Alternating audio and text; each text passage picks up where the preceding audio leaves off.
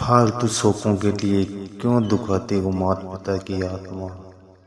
ऐसे एक कहानी है।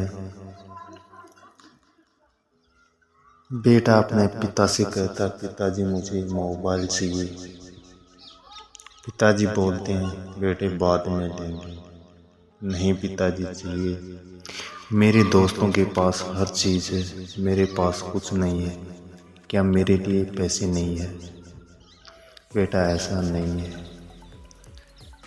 जब औलाद पैदा कर देते हो तो उसका खर्चा भी भोगो। इतनी सुनते ही पिता की आंख में आंसू आ जाते हैं।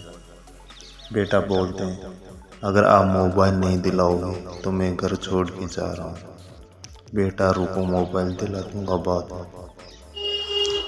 इतनी सुनते ही बेटा अपना बैग पैक करता है और घर से निकलने के लिए तैयार हो जाता है। उसने जल्दीबाजी में अपने पिता की डायरी जो वो लिखा करते थे उसको बैंक में डाल लेता है। घर से जैसे निकलता है चलता रहता है तो दोपहर का टाइम था, ऊपर से धूप थी, तो बेटा चलते चलते थक जाता है और एक पेड़ की छांव में बैठ जाता है।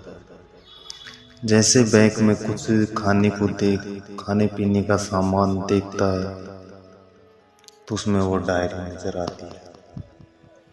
बेटा सोचता है कि तो पिताजी की पूरी लेखा जोखा मेरे पास है, इसमें पैसे लिखे होंगे उधार के, जिसको लेके मोबाइल ले लूंगा।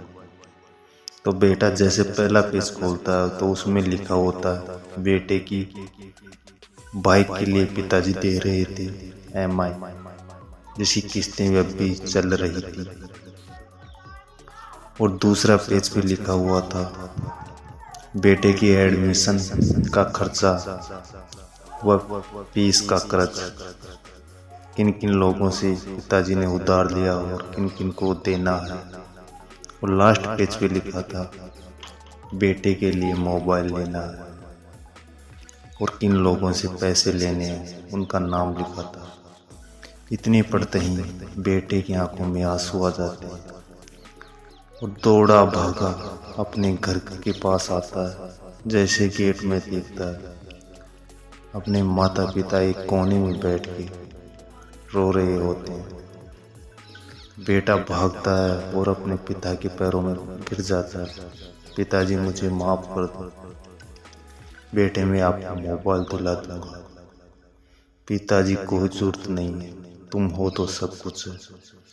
मैं कमाऊंगा और आपका पूरा कर्ज दूर करूंगा, मुझे कुछ नहीं चाहिए।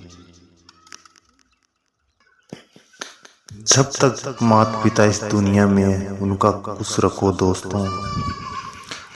माता पिता के जाने के बाद अगर आप सोने का भी महल बना लोगे ना तो उसमें भी आपको नींद नहीं आएगी।